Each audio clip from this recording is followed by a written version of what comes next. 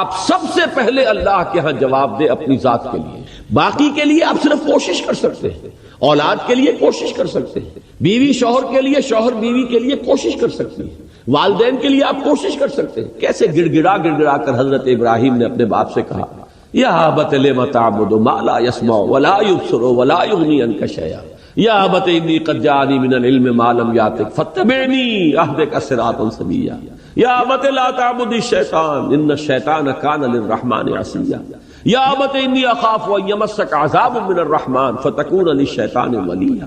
کیسی عاجزی کے ساتھ، کس طریقے سے ادب کو ملحوظ رکھتے ہوئے، کیسے گڑ گڑا لیکن نہیں ماننے لائق شخص۔ تو آپ دوسرے کے لیے کوشش کر سکتے ہیں، صرف جیسے کہ حضور سے خطاب کر کے فرمایا گیا انک لا تہدی من احببت ولکن اللہ یہدی من یشاء۔ آپ کو اختیار نہیں ہے کہ جس کو چاہے ہدایت دے دے، یہ تو اللہ کے اختیار میں ہے، جس کو چاہے گا ہدایت دے گا۔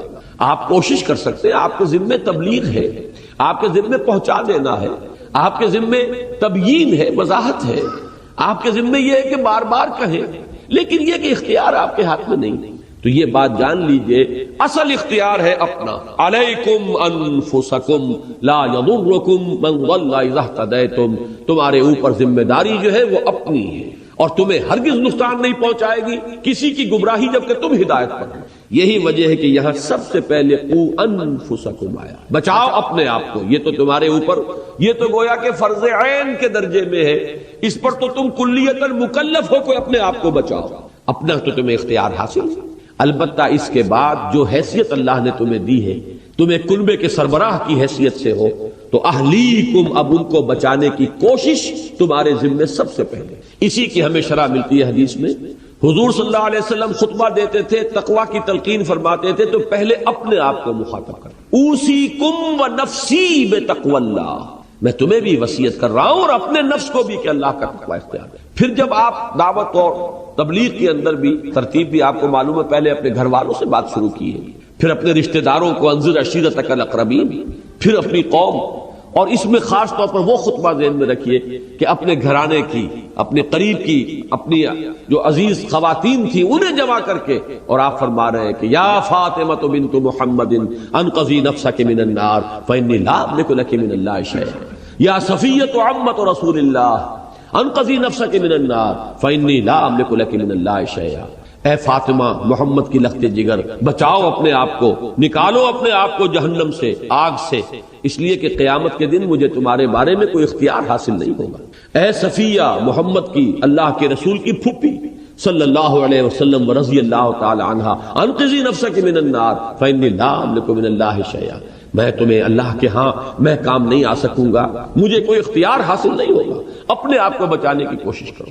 یہ ترغیب، یہ تلقین تو سربراہ خاندان کے اعتبار سے یہ ہر مسلمان مرد کی ذمہ داری ہے کہ اپنے اہل و عیال کو جہنم سے بچانے کی فکر کرے۔ اب اس میں جو آ رہا ہے مضمون اگلی آیت میں، بلکہ یہی آیت ابھی چل رہی ہے، یہ بڑا لرزا دینے والا ہے۔ دکھایا جا رہا ہے کہ اگر تمہاری کوتاہی ہوئی اور تمہاری کوتاہی کی وجہ سے تمہارے یہ لاڈلے اور پیارے اور چہیتے جو ہیں یہ جہنم کے حوالے کیے گئے، تو ذرا سوچ لو، اس وقت ذرا اس کا جو تصور کر لو۔ فرمایا یا ایھا الذین آمنوا قوا انفسکم واہلیکم نارا وقودھا الناس والحجارہ، اہل ایمان بچاؤ اپنے آپ کو اور اپنے اہل و عیال کو آگ سے۔ آگ کون سی؟ جس کا ایندھن بنیں گے انسان اور پتھر۔ انسان جہنمی، وہ تو اس کے ایندھن ہے ہی۔ پتھر کس معنی میں کہے گئے؟ یہ مضمون سورہ بقرہ کے 30 رکوع میں بھی آیا ہے، فاتقوا النار التي وقودها الناس والحجارہ اعدت للکافرین۔ اس کے دو مفہوم لیے گئے ہیں۔ ایک زیادہ قرین قیاس جو ہے وہ یہ کہ چونکہ وہ پوجتے تھے پتھروں کو، بت ان کے پتھروں کے بنے ہوتے تھے، تو انہیں بھی انہی کے ساتھ جھونک دیا جائے گا تاکہ ان کی حسرت میں اور اضافہ ہو۔ ہم ان کو ڈنڈوت کرتے تھے، ان کے سامنے نذرانے پیش کرتے تھے، انہیں ہم نے سمجھا تھا کہ ان میں کوئی الوہیت ہے، اختیار ہے، اور آج یہ ہمارے ساتھ اسی آگ کا ایندھن بن رہے ہیں۔ ایک بعض حضرات نے اس کو محمول کیا ہے ظاہر پر کہ یہ در حقیقت آگ کی تیزی اور تندی اور شدت کے ظہور کے لیے ہے، کہ جیسے کہ ہمارا عام تجربہ ہے کہ ایک آگ وہ ہے جو لکڑیوں سے جلا کر آپ وہ آگ جو ہے فراہم کرتے ہیں لکڑیوں کے ذریعے، ایک آگ وہ ہے جو پتھر کے کوئلے کو دہکا کر جو آگ حاصل ہوتی ہے۔ تو ان دونوں میں جو فرق اور تفاوت ہے اس آگ کی شدت، اس کی تیزی اور تندی کا، تو اس حوالے سے کہا گیا ہے۔ بعض ہمارے تابعین حضرات نے گندھک کے پتھر مراد لیے کہ وہ بڑے بڑے پتھر گندھک کے ہوں گے کہ جن کے ذریعے سے آگ جو ہے انتہائی تیزی کے ساتھ بھڑکے گی اور اس کی شدت جو ہے وہ بہت بڑھ جائے گی، واللہ عالم۔ تو بچاؤ اپنے آپ کو اور اپنے اہل عیال کو اس آگ سے جس کا ایندھن بنے گے انسان اور پتھر۔ اور مزید بات جو فرمائی علیہا ملائکۃ غلاظ شداد، اس جہنم پر، اس آگ پر معمور ہیں وہ فرشتے جو بڑے تند خو ہیں، سخت دل ہیں، بہت ہی زبردست ہیں۔ لا یعصون اللہ ما امرہم، وہ اللہ کے کسی حکم کی نافرمانی نہیں کرتے یا نہیں کریں گے جو حکم بھی انہیں مل جائے۔ وَيَفْعَلُونَ مَا يُؤْمَرُونَ، وہی کرتے ہیں اور کریں گے جس کا کہ انہیں حکم ملتا ہے یا ملے گا۔ یہ میں نے دونوں ترجمے کیے فعل مضارع جس میں حال اور مستقبل دونوں شامل ہوتے ہیں، ان دونوں پہلوؤں کو نمایاں کیا ہے کہ ایک تو اس میں اشارہ کیا جا رہا ہے غلاظ شداد، دنیا میں بڑی سے بڑی جیل ہو اور بڑے سے بڑے لوگ وہاں پر سزائیں دینے والے ہوں، لیکن ہو سکتا ہے کبھی نہ کبھی کسی کا دل پسیج جائے، کوئی اس کے اندر کوئی انسانی جذبہ جو ہے وہ جاگ جائے کہ اس کی شدت میں کچھ کمی کر دوں، اس کے ساتھ جو کچھ ہو رہا ہے اس کے لیے کوئی جذبہ ہمدردی پیدا ہو جائے۔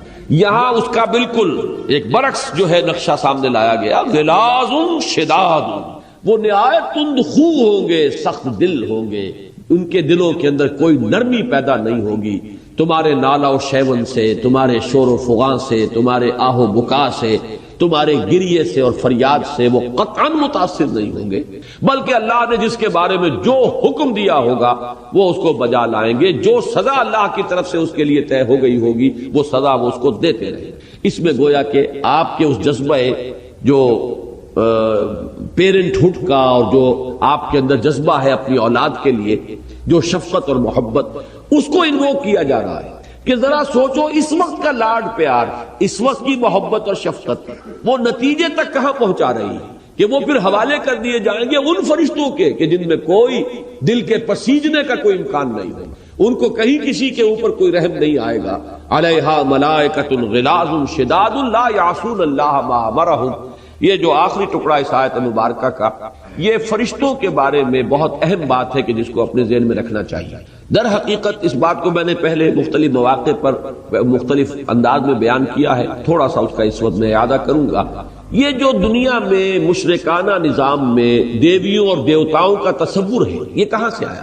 ہمارا فلسفہ تاریخ یہ ہے کہ انسانیت کا آغاز جو ہوا وہ توحید سے ہوا، پہلے انسان اللہ کے نبی تھے، لہذا یوں نہیں ہے کہ انسان رفتہ رفتہ توحید تک پہنچا ہے، پہلے وہ مظاہر قدرت کی جو ہے پرستش کرتا تھا، ابھی عقلی اعتبار سے بالغ نہیں تھا، ہوتے ہوتے کہیں جا کر وہ مونوازم یا مونوتھیزم یا توحید تک پہنچا ہے۔ یہ ہے مغرب کا فلسفہ۔ ہمارا فلسفہ یہ ہے کہ نوع انسانی کی زندگی کا آغاز روشنی میں ہوا ہے، اندھیرے میں نہیں ہوا، علم میں ہوا، جہالت میں نہیں ہوا، اس لیے کہ پہلے انسان اللہ کے نبی بھی ہے، لہذا توحید سے بات شروع ہوئی ہے، شرک تو بعد میں پیدا ہوا۔ اس شرک کے لیے اب ہمیں سراغ لگانا پڑے گا کہ یہ چیزیں کیوں آئیں، کہاں سے آئیں، کس طور سے آئیں، کیا مغالطے لوگوں کو پیش آ گئے جن کی وجہ سے وہ مشرکانہ اوہام میں مبتلا ہو گئے۔ ان میں سے ایک بات کی طرف توجہ دلا رہا ہوں کہ در حقیقت ایمان بالملائکہ ہی نے ان دیویوں اور دیوتاؤں کے عقیدے کی شکل اختیار کی۔ یہ دیوتا اور دیویوں کا تصور کیا ہے؟ کوئی پہاڑوں کا دیوتا ہے، کوئی پانی کا دیوتا ہے، کوئی فلاں کا دیوتا ہے، یہ دیوتا ہے مختلف یا دیویاں ہیں۔ در حقیقت ملائکہ کا جو تصور یقیناً ہمیشہ سے ہوگا، جب حضرت آدم نبی ہے تو ظاہر بات ہے کہ ملائکہ، ایمان بالملائکہ تو ایمان کا جزو لا ينفک ہے۔ تو یہ جو تصور تھا اس میں تھوڑی سی غلطی یہ ہوئی کہ ان کو با اختیار بھی سمجھ لیا گیا۔ جب یہ با اختیار ہے، ان کے ہاتھ میں بھی کوئی اختیار ہے، تو کچھ ڈنڈوت ان کی کرنی چاہیے، کچھ خوشامد کرنی چاہیے، کچھ ان کے لیے بھی ہمیں کچھ نہ کچھ نذرانے پیش کرنے چاہیے۔ جیسے کہ آپ کو معلوم ہے چاہے پٹواری ہے لیکن پٹواری کی مٹھی گرم کریں گے تو ہمارے لیے بہت سی چیزیں جو ہیں وہ ہمارے لیے سہولتیں اور ہمارے مفادات جو ہیں وہ ہم حاصل کر سکیں گے۔ یہ تصور ہے انسانی ذہن کا کہ جس نے ایمان بالملائکہ کو یہ شرک کی صورت کے اندر ڈھال دیا۔ اور اس میں غلطی کہاں ہو؟ یہ تو آپ کو معلوم ہے کہ جو مشرکین مکہ تھے، اہل عرب، بنی اسماعیل، وہ تو ان کے معبود تو تھے ہی فرشتے، وہ کہتے تھے کہ یہ فرشتے خدا کی بیٹیاں ہیں، بڑی لاڈلی ہیں، بڑی پیاری ہیں خدا کو، اور انہوں نے ان کی مورتیاں بنائی۔ ان کے اکثر جو آپ کو بت ملیں گے یا جو ان کے معبود ہیں ان کا نام مؤنث پر ہے، لات اور عزا اور منات، جیسا کہ سورۃ النجم کے اندر یہ بات آئی ہے۔ وہ سب کے سب کیا ہیں؟ وہ کہتے تھے کہ یہ اللہ تعالیٰ کی بیٹیاں ہیں اور ان کی کچھ ہم خدمت کریں گے، کچھ ان کے نذرانے پیش کریں گے، چڑھاوے چڑھائیں گے تو یہ ہماری سفارش کریں گے۔ ہؤلاء شفعاؤنا عند اللہ، یہ اللہ کے ہمارے شفیع۔ تو میں اس وقت جو بات بیان کرنا چاہ رہا ہوں وہ یہ ہے کہ ملائکہ کے بارے میں ذرا سی لغزش ہو جائے گی تو یہ شرک کا وہ پورا نظام جو ہے اس کے نتیجے کے اندر پیدا ہو جائے گا۔ ملائکہ کے بارے میں بڑی احتیاط کی ضرورت ہے۔ ایک طرف تو یہ کہ ہم بھی مانتے ہیں کہ وہ بہت مقربین بارگاہ ہیں، ملائے اعلیٰ، وہ فرشتے بھی ہیں جو اللہ سے بڑا قرب رکھتے ہیں، بہت قرب رکھتے ہیں۔ وہ بھی ہیں کہ جو اس کے عرش کو اٹھائے ہوئے ہیں، وہ حملۃ العرش اور ملائے اعلیٰ کی محفل، وہ جو محفل ہے ظاہر بات ہے نورانی، ان کا جو مادہ تخلیق ہے نور ہے، نور سے پیدا کیے گئے ہیں، تو ان کا مقام بہت بلند ہے، لیکن الوہیت نہیں ہے، اختیار نہیں ہے، کرتے وہی کچھ ہے جس کا انہیں حکم ملتا۔ جب تک اس کے ساتھ بیلنس نہیں کریں گے تو ایمان بالملائکہ کے اندر غیر شعوری طور پر اور نادانستہ طور پر شرک کا معاملہ جو ہے شروع ہو جائے گا۔ یہی وجہ دیکھیے آج تک اللہ کا فضل ہے کہ کچھ وہ آپ کو وہ تو مل جائیں گے عمل، یہ عملیات والے جو ہوتے ہیں وہ اس کے اندر تو یا جبریل ہو یا میکائیل ہو یا اسرافیل ہو، اس طرح کے کوئی آپ کو حروف لکھے ہوئے مل جائیں گے۔ یہ تو سب کا سب جو ہے ادھر حقیقت مشرکانہ اوہام ہے اور یہ غلط وہ چیزیں ہیں جو ہمارے ہاں رائج ہو گئی ہیں۔ لیکن کہیں بھی آج تک مسلمانوں میں 1400 برس بیت گئے، کبھی کسی نے جبرائیل کو پکارا نہیں ہے، کبھی کسی نے میکائیل کو پکارا نہیں ہے۔ یہ پکارنا کہ اس معنی میں کہ وہ ہماری جو ہے کوئی فریاد سن کر ہماری تکلیف کو دور کرنے کے لیے وہ کچھ کام کر سکتے ہیں، یہیں سے بس شرک کا آغاز ہو جاتا ہے۔ لیکن اللہ تعالیٰ نے اس امت کو اس سے محفوظ کیا ہے۔ تو اس میں ایک تو یہ مقام لا یعصون اللہ ما امرہم ویفعلون ما یؤمرون، وہ کسی معاملے میں اللہ کے حکم کی نافرمانی نہیں کرتے، وہی کچھ کرتے ہیں جس کا انہیں حکم ہوتا ہے۔ اس میں ایک علمی بات بھی ہے، وہ میں عرض کر دوں، اس لیے کہ مولانا امین حسن اصلاحی صاحب کا ایک خیال ہے، مجھے نہیں معلوم کہ کسی اور کا بھی وہ خیال ہے یا نہیں۔ وہ یہ ہے کہ انہوں نے یہ رائے ظاہر کی ہے کہ یہ خیال صحیح نہیں ہے کہ ملائکہ میں معصیت یا نافرمانی کا مادہ ہی نہیں ہے یا انہیں اختیار نہیں ہے۔ ایک تو ہوتا ہے ایک ایسی مخلوق جسے اختیار کوئی نہیں، اختیار اگر ہے تو غلطی اور ثواب، صحیح کام اور غلط کام دونوں کا امکان ہوگا جب اختیار ہے۔ تو ہمیں یہ تو معلوم ہے کہ مکلف وجود ہے، انسان اور جنات یہ دونوں مکلف ہیں، انہیں ایک اختیار دیا گیا، اما شاکرا و اما کفورا، چاہے تو شکر گزاری کی روش اختیار کریں، چاہے وہ کفران نعمت کی روش اختیار کر لیں۔ لیکن فرشتوں کے بارے میں ہم کیا کہیں؟ یا تو یہ کہیں کہ وہ مجبور محض ہیں، ان کے اندر سرے سے کوئی اختیار کا مادہ ہے ہی نہیں، اس اعتبار سے وہ پھر ایک پہلو سے ان کا مقام گرتا ہے۔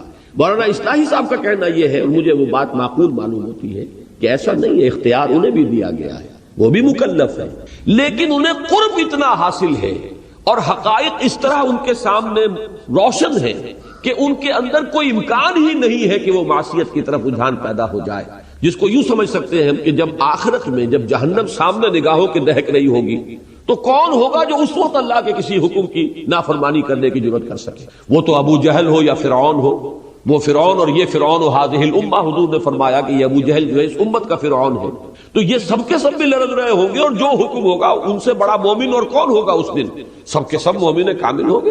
فبصرک الیوم حدید، وہ سب کی نگاہیں جو ہے وہ تیز ہو چکی ہوں گی، حقائق منکشف ہو چکے ہوں گے۔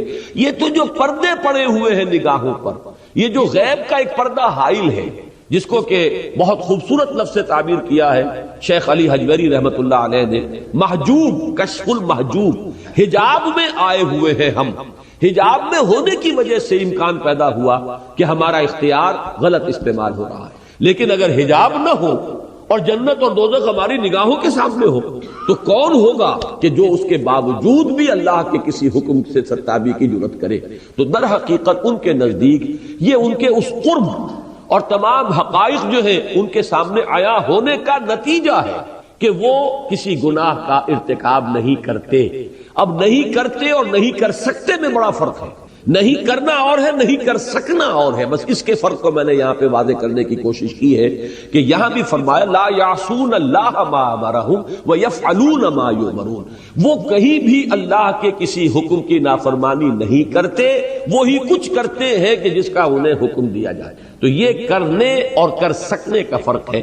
اسی کے حوالے سے میں نے کئی مرتبہ بتایا ہے کہ اہل تشیع اور معتزلہ، ان کو بریکٹ کر لیجئے، اور اہل سنت، ان کے مابین ایک مسئلے میں بڑا شدید اختلاف عقائد میں، اور بہت سے بھی ہیں، وہ تو معاملہ علیحدہ ہے، لیکن ایک جس کا طرف اشارہ میں کر رہا ہوں وہ یہ ہے کہ اہل سنت کا عقیدہ یہ ہے، ان کا موقف یہ ہے، یوں کہنا چاہیے کہ اللہ عدل کرے گا. لیکن اہل تشیع اور معتزلہ کہتے ہیں اللہ پر عدل کرنا واجب ہے. یہ ہے کرے گا، ہم بھی کہتے ہیں اللہ عدل کرے گا، لیکن اللہ پر عدل واجب ہے. اس کے معنی ہے کہ اس کا اختیار ختم ہو گیا، وہ کسی قانون کا پابند ہو گیا. ہمارے نزدیک اللہ کی شان اس سے بہت بلند ہے کہ وہ پابند ہو. اسی لیے بار بار آتا ہے یغفر لمن یشاء ویعذب من یشاء، وہ جس کو چاہے گا عذاب دے گا، جس کو چاہے گا بخش دے. یہ اختیار مطلق آپ سلب نہیں کر سکتے. اس کا اختیار ہے، وہ چاہے تو جنت میں داخل کر دے ابو جہل کو، اس کا اختیار ہے، ہم کون ہیں اسے پوچھنے والے. اور وہ چاہے تو کسی بڑے سے بڑے نیکوکار انسان کو جہنم میں جھونک دے، ہم کوئی نہیں اس کے اوپر اعتراض کرنے والے. اس کا اختیار مطلق ہے، یفعل ما یشاء. اس اختیار مطلق کے اوپر کوئی لیمیٹیشن کسی بھی اعتبار سے آپ لائیں گے تو در حقیقت وہ اللہ کے مقام سے منافی ہوگی، اس کی شان کے منافی ہوگی. البتہ ہم بھی یہ کہتے ہیں کہ اللہ عدل کرے گا اور ہے، اور یہ کہ اس پر کرنا واجب ہے یہ اور ہے. اسی طریقے سے یہاں میں نے عرض کیا کہ ایک رائے یہ ہے کہ ایک تو یہ ہے کہ فرشتے نافرمانی نہیں کرتے، اور ایک یہ کہ کر نہیں سکتے. عام طور پر تصور یہ کہ کر نہیں سکتے. اب میں آپ کو قرآن مجید کے ایک دوسرے مقام کا حوالہ دے رہا ہوں جہاں سے اس دوسرے موقف کی تائید ہوتی ہے کہ کر نہیں سکتے. ان میں سے اب یہ ایک علمی مسئلہ ہوگا، غور کریں، مزید سوچ و بچار کریں. یہ کوئی ایسی بنیادی بات نہیں ہے، لیکن یہ کہ اہل علم کے لیے اس کے اندر سوچنے کا بہت سا سامان ہے. یہ ہے سورہ مریم کی آیت، جس کا پس منظر یہ ہے کہ چونکہ وہی وقفے سے آ رہی تھی، اور قرآن مجید میں کئی مقامات پر ہے کہ اے نبی آپ جلدی نہ کیجئے. غالباً سورہ طٰہٰ میں اگلی ہی صورت ہے، اس میں ہے وَلَا تَعْجَلْ بِالْقُرْآنِ مِنْ قَبْلِ أَنْ يُقْضَىٰ إِلَيْكَ وَحْيُهُ، اے نبی جلدی نہ کیجئے، اس سے پہلے کہ اللہ تعالیٰ کی حکمت میں جو وقت معین ہے قرآن کے نزول کا وہ پورا ہو. اللہ تدریجاً ہی نازل فرمانا چاہتا ہے، تھوڑا تھوڑا کر کے ہی اتارنا چاہتا ہے، وقفے سے اتارنا چاہتا ہے. اب حضور صلی اللہ علیہ وسلم کو اشتیاق رہتا تھا، بہت شدت سے انتظار رہتا تھا. تو کہیں حضرت جبرائیل سے شکوہ کیا حضور نے کہ تو میرا شوق دیکھ، میرا انتظار دیکھ، یہ تم دیر سے آتے ہو، ہم منتظر رہتے ہیں، تو ہم تو چاہتے ہیں کہ وہی جلدی آئے. اس کا جواب ہے سورہ مریم میں، اور بڑا پیارا جواب ہے وَمَا نَتَنَزَّلُ إِلَّا بِأَمْرِ رَبِّكَ، ہم نہیں نازل ہوتے مگر آپ کے رب کے حکم سے. اپنے اختیار سے نہیں آتے، آپ کے رب کا حکم جب ہوتا ہے آتے، جب حکم ملتا ہے کہ یہ وہی پہنچاؤ ہم پہنچاتے ہیں. وَمَا نَتَنَزَّلُ إِلَّا بِأَمْرِ رَبِّكَ لَهُ مَا بَيْنَ أَيْدِينَا وَمَا خَلْفَنَا وَمَا بَيْنَ ذَلِكَ وَمَا كَانَ رَبُّكَ نَسِيًّا. یہ الفاظ ہیں جو آخری، پہلا جو ہے وَمَا نَتَنَزَّلُ إِلَّا بِأَمْرِ رَبِّكَ، وہ تو اسی آیت کے ساتھ جڑ جائیں گے کہ يَفْعَلُونَ مَا يُؤْمَرُونَ اور لا يعصون اللہ ما امرہم. لیکن اب اگلا ٹکڑا جو ہے، جو کچھ ہمارے سامنے ہے اس کا اختیار بھی اللہ ہی کے ہاتھ میں ہے، جو کچھ ہمارے پیچھے ہے اس کا اختیار بھی اللہ کے ہاتھ میں ہے، اور جو کچھ ان دونوں کے مابین ہے اس کا اختیار بھی اللہ کے ہاتھ میں. عجیب ہے یہ انداز یہاں، ایک میرے سامنے ایک میرے پیچھے، دونوں کے مابین کون ہوں؟ وہ تو میں ہی ہوں نا. ہم کلیتاً اختیار باری تعالیٰ میں. یہ گویا کہ بجائے اس کے کہ اس کو اس انداز میں بیان فرماتے کہ جس سے کوئی قیل و قال کی بحث شروع ہو جاتی، لطیف انداز میں وہ حقیقت بیان کر دی کہ گویا کہ ملائکہ کا وجود کلیتاً اختیار خداوندی میں جکڑا ہوا. لہو ما بین ایدینا وما خلفنا وما بین ذالک وما کان ربک نسیا. اسی کا اختیار ہے مطلق، اس کا بھی جو ہمارے سامنے ہے، اس کا بھی جو ہمارے پیچھے ہے، اور اس کا بھی جو ان کے مابین ہے، اس کا اختیار مطلق اسی کے ہاتھ میں ہے. تم ان دونوں چیزوں کو سامنے رکھیے. اب اللہ عالم، یہ بات جو ہے ایسی نہیں ہے کہ یقیناً کسی ایک نتیجے تک پہنچنے کی ہم کوشش کریں. ایک نتیجہ تو بہرحال ہے کہ وہ جو کچھ کرتے ہیں اللہ کے حکم سے کرتے ہیں اور اللہ کی نافرمانی نہیں کرتے. کر سکتے ہیں یا نہیں یہ ایک علیحدہ بحث ہے جس میں ایک رائے ہے، وہ میں نے آپ کے سامنے رکھ دی. اب آگے چلیے، یا ایھا الذین کفروا لا تعتذروا اليوم، اے وہ لوگوں جنہوں نے کفر کیا. یہ اسی وقت کی تصویر دکھائی جا رہی ہے جبکہ عذاب خداوندی کے اندر جھونکا جائے گا. ظاہر بات ہے نالا و فریاد و شیون یہ تو ہوگا، اس وقت چیخ پکار رونا دھونا تو ہوگا، اس وقت لوگ گڑ گڑائیں گے، بہانے تراشیں گے. تو فرمایا کہ اس وقت ان سے کہہ دیا جائے گا یا ایھا الذین کفروا لا تعتذروا اليوم، اے وہ لوگوں جنہوں نے کفر کی روش اختیار کی تھی، اب آج کوئی بہانے مت بناؤ، اب کوئی عذر کا موقع نہیں ہے. اب تمہارا یہ سارا نالا و شیون، یہ تمہاری ساری فریاد یہ بیکار ہے. اگلا ٹکڑا بہت اہم ہے، انما تجزون ما کنتم تعملون، تمہیں وہی کچھ بدلے میں دیا جا رہا ہے جو تم کرتے تھے. یعنی ہم نے تم پر کوئی ظلم نہیں کیا، تمہارے اپنے کرتوت ہیں جو تمہارے سامنے آئے ہیں، تمہارے اپنے اعمال ہیں. وما انا بظلام للعبید، میں اپنے بندوں کے لیے ظالم نہیں ہوں، ظلم کرنے والا نہیں ہوں، بلکہ میں اس سے آگے بڑھ کے کہا کرتا ہوں معاذ اللہ ثم معاذ اللہ، اللہ تعالیٰ سیڈسٹ نہیں ہے. سیڈسٹ اس کو کہتے ہیں ایک ایسی مست شدہ شخصیت بھی ہوتی ہے انسانی کہ دوسروں کو دکھ دے کر اسے لذت حاصل ہو، دوسروں کو تکلیف پہنچا کر اسے کچھ ایک خوشی اور مسرت کا احساس ہو. تو یہ لوگ بھی ہوتے ہیں پرورٹڈ مزاج کے، مست شدہ شخصیتیں جن کی. تو معاذ اللہ ثم معاذ اللہ، اللہ تعالیٰ کو کسی کو عذاب دے کر کوئی خوشی نہیں ہوگی. ما یفعل اللہ بعذابکم، اللہ تمہیں عذاب دے کر کیا لے گا ان شکرتم، اگر تم شکر کی روش اختیار کرو. لیکن یہ کہ جو اعمال تم نے کیے ہیں اس میں ذرا ایک پہلو کو سامنے رکھیے کہ در حقیقت جو بھی عمل انسان کر رہا ہے اس کے کچھ پرنٹس ہیں، امپرنٹس ہیں کہ جو اس کی شخصیت کے اندر قائم ہو رہے ہیں. یہ خود کھود رہا ہے اپنی شخصیت کے اوپر، وہ اپنے لیے عذاب یا اللہ تعالیٰ کی طرف سے جزا اور جو نعمتیں ہیں یہ خود اپنے عمل کے ذریعے سے اپنے وجود کے اندر جیسے کندہ کر دی جاتی ہے کوئی چیز، ویسے ہم کر رہے ہیں. یہ ہمارے اپنے کرتوت ہوں گے. اگر بری چیز ہے، مثلا آج ہم نے کوئی حرام چیز کھائی، بڑی لذیذ تھی، بہت لطف لیا، حقیقت میں یوں سمجھیے کہ یہ ایک شوگر کوٹڈ پل تھی، اس کے اندر تلخی ہے. تم نے جو کچھ اپنے پیٹ میں ڈالا ہے وہ تلخ ہے، صرف یہ کہ یہاں اس کی تلخی ظاہر نہیں ہوئی، وہاں اس کی تلخی نمایاں ہے. جیسے کہ قرآن مجید میں فرمایا گیا جو لوگ یتیموں کا مال ہڑپ کرتے ہیں وہ نہیں ڈالتے اپنے پیٹ میں مگر آگ کے انگارے. یہ انگارہ ہونا ان کا اس وقت نمایاں نہیں ہو رہا ہے، انگارے جو تم نے جھونکے اپنے وجود کے اندر، لیکن اس وقت وہ انسولیٹڈ ہے، کہیں اس کے اوپر کوئی کوٹنگ ہے کہ ان کی وہ جو اس کی حرارت اور تمازت ہے وہ ظاہر نہیں ہو رہی. لیکن قیامت کے دن وہی ہے جو کھل کر سامنے آ جائے گا، یہ تم نے اپنے اندر جھونکا ہوا ہے. اس میں ایک نقطہ اور بھی ہے ذرا باریک، قرآن مجید میں دو اسلوب اختیار کیے گئے اس جزا کے. یا تو بے ماں کے ساتھ آتا ہے، جیسے سورہ طٰہٰ میں فرمایا لِتُجْزَىٰ كُلُّ نَفْسٍ بِمَا تَسْعَىٰ، یہ بے ماں ہے، ماں کے ساتھ با کا اضافہ ہوا. اسی طریقے سے الْيَوْمَ تُجْزَىٰ كُلُّ نَفْسٍ بِمَا كَسَبَتْ، یہ سورہ غافر میں ہے. وَلِتُجْزَىٰ كُلُّ نَفْسٍ بِمَا كَسَبَتْ، یہ سورہ جاسیہ میں ہے. هَلْ تُجْزَوْنَ إِلَّا بِمَا كُنتُمْ تَكْسِبُونَ، سورہ یونس میں ہے. بے ماں یعنی بسبب اس کے جو تم کرتے رہے ہو آج تمہیں یہ سزا دی جا رہی ہے، بسبب تمہارے کرتوتوں کے آج تمہارے ساتھ یہ سلوک ہو رہا ہے. یہ با لگانے سے گویا کہ عذاب کا سبب ہونا ہوا، وہ اعمال جو تم نے دنیا میں کیے ہیں وہ موجب بنے ہیں، سبب بنے ہیں اس عذاب کے. لیکن اس سے زیادہ بلاغت اور اس سے زیادہ اس کے اندر مضمون جو ہے مزید نکھر کر سامنے آتا ہے، جہاں بے بھی جو ہے اس میں سے علیحدہ کر دیا گیا.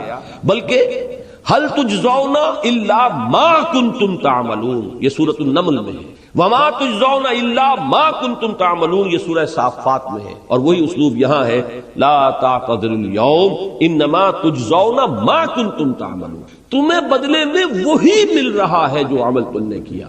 یعنی بے ماں نہیں، بس سبب اس کے نہیں، بلکہ در حقیقت یہی تمہارے کرتوت ہیں بالفعل جو آج تمہارے سامنے آ گئے. صرف شکل بدلی ہے، اس وقت جو ہے ان کے یہ تاثیرات تمہارے سامنے نہیں تھی، آج ان کی جو ان کے اندر انہیرنٹ ان کی تاثیرات تھی وہ صرف ظاہر ہو گئی. یا ایھا الذین کفروا لا تعتذروا اليوم انما تجزون ما کنتم تعملون یا ایھا الذین آمنوا توبوا الی اللہ توبۃ نصوحا، اہل ایمان رجوع کرو اللہ کی جناب میں، لوٹو پلٹو توبہ کرو، اور وہ توبہ بھی نہایت خالص توبہ ہو. یہ توبہ حضرت علی رضی اللہ تعالیٰ عنہ نے ایک مرتبہ دیکھا ایک شخص کو وہ گردان کر رہا ہے توبہ کی تیزی سے، تو فرمایا یہ تو توبۃ المکذبین ہے، جھٹلانے والوں کی توبہ ہے یہ. وہ گھبرایا، تو پھر آپ نے فرمایا توبہ وہ ہوتی ہے جس کے ساتھ وہ ساری کیفیات ہو، شدید ترین پشیمانی ہو کہ میں کیا کر بیٹھا، پھر یہ کہ آئندہ کے لیے عزم مصمم ہو کہ ہرگز دوبارہ یہ کام میں نہیں کروں گا، اور نہایت گڑ گڑا کر اللہ سے اس کی دعا جو ہے اس کی معافی طلب کی جائے۔ یہ قلب کی گہرائیوں سے جب تک یہ توبہ نہیں نکلے گی یہ توبہ نہیں ہے۔ تو توبۃ النصوح، یہ نصح کا لفظ جو آتا ہے عربی زبان میں، یہ ہے کسی شے کے خالص ہونے، کوئی اس میں ملاوٹ نہ ہو۔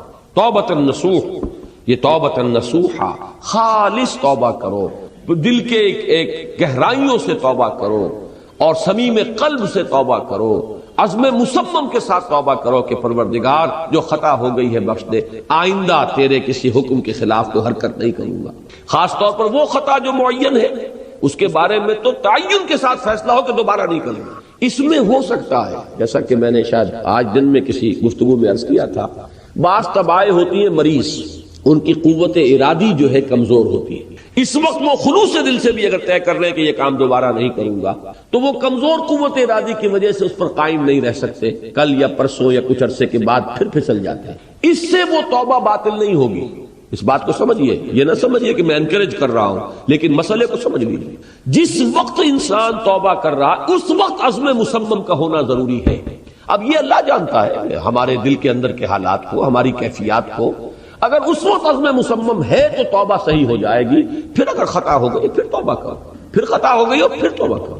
بازا بازا ہر چہ ہستی بازا، گر کافرو گبرو بت پرستی بازا، این درگہ ماں درگہ نومیدی نیست، 100 بار اگر توبہ شکستی باز آ، اگر 100 مرتبہ بھی توبہ ٹوٹ گئی ہے کوئی پرواہ نہیں، جب تک یہ زندگی کا تسلسل چل رہا ہے، معلم یغرغر، جب تک کہ وہ گھنگرو نہیں بولا ہے آ کر حلق میں اور نزع اور جان کندنی کا عالم شروع نہیں ہو گیا ہے، اس وقت تک توبہ کا دروازہ کھلا ہوا۔ لیکن جس وقت توبہ کر رہا ہے آدمی، اب یہ آدمی اپنے آپ کو دھوکہ دے لے گا تو دوسری بات ہے، لیکن اللہ جانتا ہے، اس وقت اگر عزم مصمم ہے تو توبہ درست ہو جائے۔ تو جو بھی معاملات ہیں اللہ اور بندے کے مابین، اس میں 3 شرائط ہیں کہ جو علماء نے معین کی ہیں۔ ایک حقیقی پشیمانی، وہ پشیمانی جس کے لیے اقبال کا وہ شعر بہت مشہور ہے جو انہوں نے نوجوانی میں کہا تھا، اور داغ دہلوی اس مجلس میں موجود تھے جہاں علامہ نے یہ شعر پڑھا ہے، تو انہوں نے بڑی داد دی تھی کہ میاں اس عمر میں اور یہ شعر یعنی چشم بددور، وہ یہ داد کا بڑا ایک یعنی بلیغ انداز ہے۔ وہ شعر کیا تھا؟ موتی سمجھ کے شان کریمی نے چن لیے، قطرے جو تھے میرے عرق انفعال کے، شرمندگی کے احساس سے پیشانی کے اوپر اگر پسینہ آ گیا ہے، شرمندگی ہے، اللہ میں یہ کیا کر بیٹھا، اللہ مجھ سے کیا ہو گیا، تو یہ شرمندگی سے اگر عرق آلود ہو گئی ہے پیشانی، تو اللہ کو یہ اتنی محبوب ہے کہ موتی سمجھ کے شان کریمی نے چن لیے، قطرے جو تھے میرے عرق انفعال کے۔ حدیث میں یہ مضمون آیا ہے، اللہ کو کتنی خوشی ہوتی ہے اپنے بندے کے توبہ سے۔ بائبل کی ایک سٹوری جو ہے دی پروڈیگل سن، وہ آپ کو یاد ہوگی کہ ایک شخص کے کئی بیٹے تھے، اکثر جو تھے سارے بڑے فرما بردار، بڑے عمدار، سعادت مند، کام کرنے والے، ایک تھا نٹکھٹ قسم کا شریر، وہ اپنی دولت بھی بٹوا کے لے گیا، اور پھر وہ بہت سال کے بعد آیا ہے تو سخت یعنی فقیری کے اور قلاشی کے عالم میں باپ نے واقعی سب سے توجہ ہٹا کر اپنی ساری محبت کا برکت پھر اس بچے کو بنا لیا، اپنے بیٹے کو۔ تو وہ سعادت مند بیٹے تھے، انہوں نے کہا کہ یہ کیا کیا آپ نے، یہ ایسا اور یہ ایسا اور یہ ایسا، اس نے یہ کیا، اور آج آپ پھر اس کے لیے وہی آپ کی محبت جو ہے وہ یہاں پھر اس کے جو ہے شامل حال ہو گئی ہے۔ تو انہوں نے کہا کہ تم دیکھتے نہیں کہ اگر کوئی چرواہا ہو اور اس کی اگر 100 بھیڑیں اور بکریاں ہیں، تو اگر کوئی بھیڑیا کسی ایک بکری کو اٹھا کر لے جائے تو وہ 99 کو چھوڑ کر اس کے پیچھے بھاگتا ہے اس کو بچانے کے لیے۔ جو میرے ہیں وہ تو ہے ہی ہے، جو مجھ سے دور چلا گیا تھا وہ اگر لوٹ کر آیا ہے، تو در حقیقت یہ ہے میری توجہ کا اور میری محبت کا سب سے زیادہ مستحق ہے۔ یہی معاملہ اللہ کا، یہ در حقیقت ایک پیرابل ہے، ایک کہانی ہے جس میں اللہ کی وہ شفقت جو ہے اپنے گناہگار بندوں کے جو شامل حال ہوتی ہے جب وہ توبہ کرتے ہیں، جس کے لیے حدیث میں آخری بات بیان کر دی گئی کہ تصور دیا گیا ہے کہ ایک لق و دق سے راہ میں ایک شخص سفر کر رہا تھا، ایک ہی اونٹنی سواری کی، اسی پر اس کا راشن بھی تھا، پانی بھی تھا۔ تھوڑی دیر کے لیے وہ ایک درخت کے سائے میں بیٹھا سستانے کے لیے، دھوپ کی تمازت سے بچنے کے لیے، تو ذرا بیٹھا بیٹھا اونگ گیا۔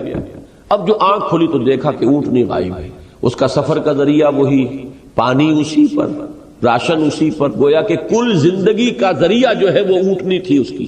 لق و دق سے راہ، اب کہاں جائے؟ کہیں پانی نہیں، کچھ کھانے کے لیے نہیں، دیوانہ وار دوڑتا ہے دائیں بائیں ادھر ادھر اونٹنی کو ڈھونڈنے کے لیے، کہیں سراغ نہیں ملتا، تو وہ اب موت کے انتظار میں درخت کے نیچے آ کے بیٹھ جاتا ہے، مایوسی کی انتہا، موت کا انتظار، کہ اچانک دیکھتا ہے کہ اونٹنی تو کھڑی ہوئی ہے۔ تو اب اس پر شادی مرگ کی کیفیت طاری ہوتی ہے۔ وہ کہنا تو یہ چاہتا تھا اللہ میں تیرا بندہ ہوں تو میرا رب ہے، کہہ یہ جاتا ہے کہ اللہ تو میرا بندہ میں تیرا رب، زبان لڑکھڑا گئی ہے اس خوشی کی شدت کی وجہ سے۔ تو حضور فرماتے ہیں کہ اللہ کو اپنے کسی گناہگار بندے کی توبہ سے اس سے بھی کہیں زیادہ خوشی ہوگی۔ تو اس کو ذہن میں رکھیے، توبہ کا بڑا اونچا مقام ہے۔ ہمارے ہاں شرائط بھی سخت ہیں، 3 شرطیں، وہ ایک عزم مصمم، ایک پشیمانی، حقیقی پشیمانی، نمبر 2 عزم مصمم کہ اب دوبارہ نہیں کروں گا، نمبر 3 ایک مرتبہ ضرور اس کام کو چھوڑ دینا۔ یہ گویا کہ اس کے عزم مصمم کا فوری ثبوت ملنا چاہیے۔ کچھ دنوں کے بعد پھر کہیں جذبات کا ریلا آئے، کوئی اور خطا ہو جائے، بات دوسری ہوگی۔ اور جو حقوق العباد کا معاملہ، اس میں 4تھی شرط اور ہے، اس لیے کہ حقوق العباد کی کوتاہی جو ہے اللہ تعالیٰ معاف نہیں فرمائیں گے۔ وہ تو وہی بندہ ہے جس کی آپ نے حق تلفی کی ہے، کسی کی غیبت کی ہے، کسی کی چغلی کھائی ہے، کسی پر تہمت لگائی ہے، کسی کا مال ہڑپ کیا ہے، کسی کو دھوکہ دیا ہے، کسی کی عزت پر حملہ کیا ہے، تو وہ تو وہی معاف کرے گا۔ یا یہ کہ آپ کی جو نیک اعمال ہیں وہ اس کو دے دیے جائیں گے قیامت کے دن، اور اگر آپ کے اعمال ختم ہو جائیں گے تو اس کے گناہ جو ہے وہ آپ کے کھاتے میں ڈال دیے جائیں گے۔ بہرحال جو 4تھی شرط ہے حقوق العباد کے معاملے میں کوتاہی میں توبہ کی، وہ یہ ہے کہ آپ یا معافی طلب کریں یا تلافی کریں اس شخص کی جس کے حقوق کو آپ نے تلف کی۔ یا ایھا الذین آمنوا توبوا الی اللہ توبۃ نصوحا عسیٰ ربکم ان یکفر عنکم سیئاتکم، ان قریب ہے کہ تمہارا رب تم سے تمہاری برائیوں کو جھاڑ دے۔ یہ مضمون بار بار آ چکا ہے، سورہ تغابن میں بھی آ چکا ہے، بار بار آیا ہے۔ یہ تکفیر سیئات کے دونوں مفہوم ہیں، ایک تو یہ کہ تمہارے دامن کردار کے داغ دبے دھو دے گا۔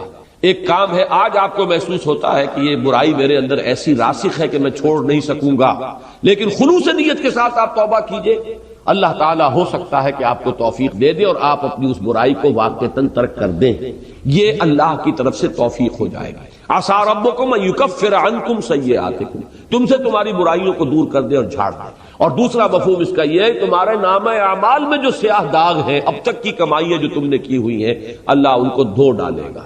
اس کے لیے تو سورہ فرقان میں تو یہاں تک فرمایا کہ اولئک یبدل اللہ سیئاتہم حسنات، ان کی برائیوں کو بدل دے گا نیکیوں سے۔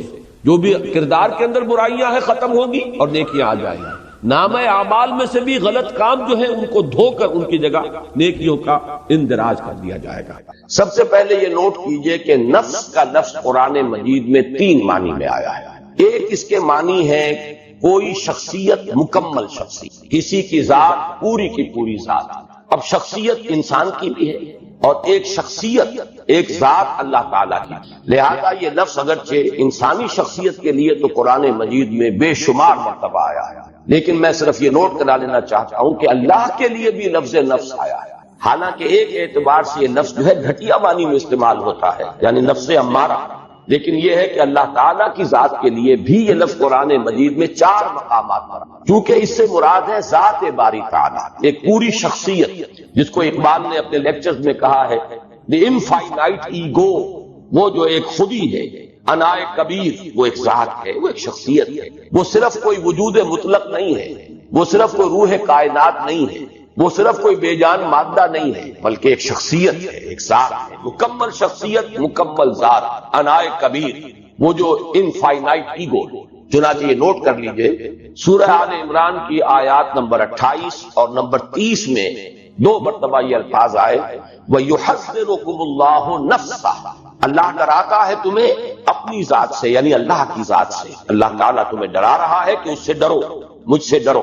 یہاں پر اللہ کی ذات کے لیے 2 مرتبہ نفس کا لفظ آیا، وَيُحَذِّرُكُمُ اللَّهُ نَفْسَهُ۔ اسی طریقے سے سورہ انعام میں بھی 2 جگہ پر، آیت نمبر 12 ہے اور آیت نمبر 54۔ آیت نمبر 12 میں فرمایا کتب علی نفسہ الرحمہ، اللہ تعالیٰ نے اپنی ذات پر واجب کر لی ہے رحمت، رحمت کو اس نے اپنی ذات پر، اپنے آپ پر واجب کر لیا۔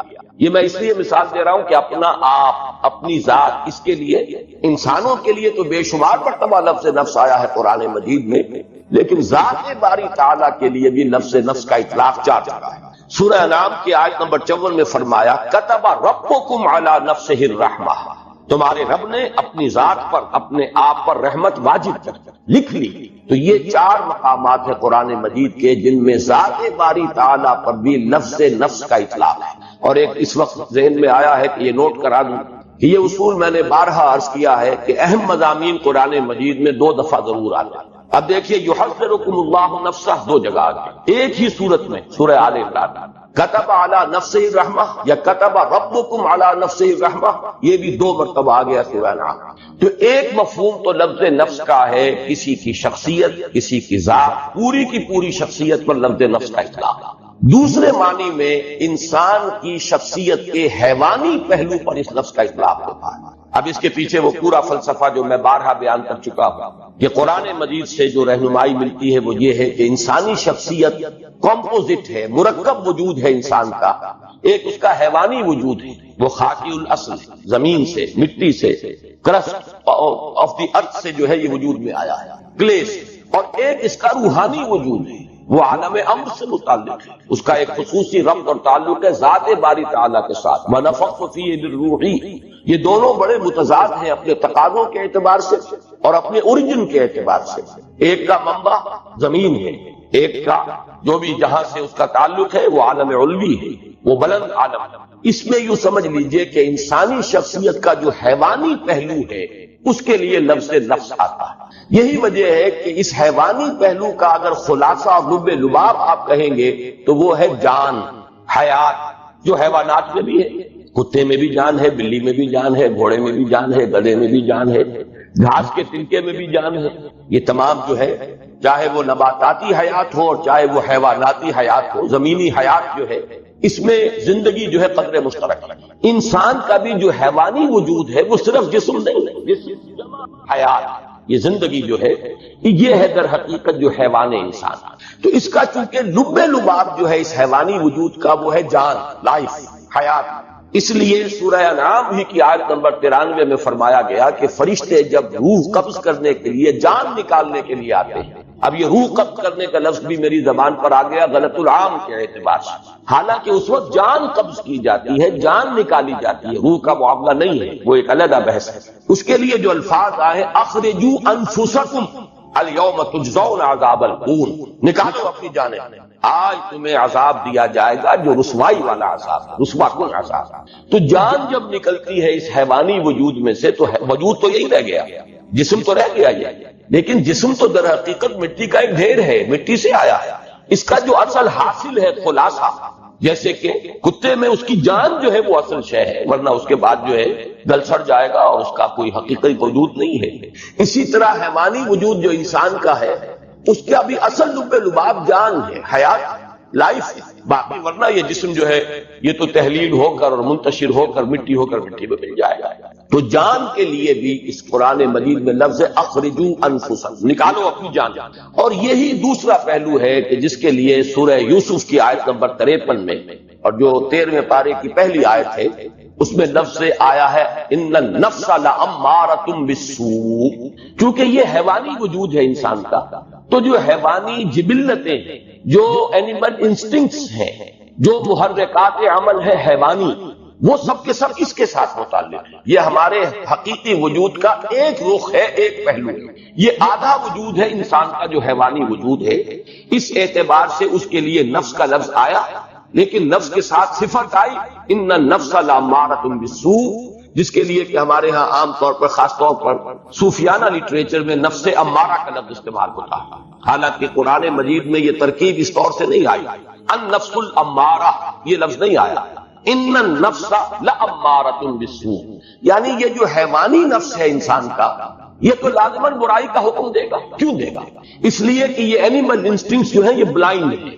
انسان کو بھوک لگتی ہے، پیٹ کھانے کو مانگتا ہے، اسے اس سے غرض نہیں ہے کہ وہ حلال کھانا کھا رہا ہے یا حرام کھا رہا ہے، اسے تو اپنی بھوک کی سیٹسفیکشن درکار ہے۔ پھر یہ کہ وہ فی نفس ہی وہ گوشت جو ہے چاہے بکری کا ہے اور چاہے وہ سور کا ہے، نفس کو تو اس سے بھی تعلق نہیں۔ پھر بکری کا بھی ہے تو حلال ذریعے سے کمایا گیا یا حرام ذریعے سے کسی کی جیب کاٹ کر جا کر بکری کا گوشت خرید لیا گیا، ان چیزوں سے نفس کو بحث نہیں، اسے تو جو بھی ٹینشن اندر ڈیولپ ہو جاتا ہے، بھوک کا ٹینشن انسانی نفس کے اندر، اسے اپنی تسکین چاہیے اور وہ تسکین پیٹ کو بھرو۔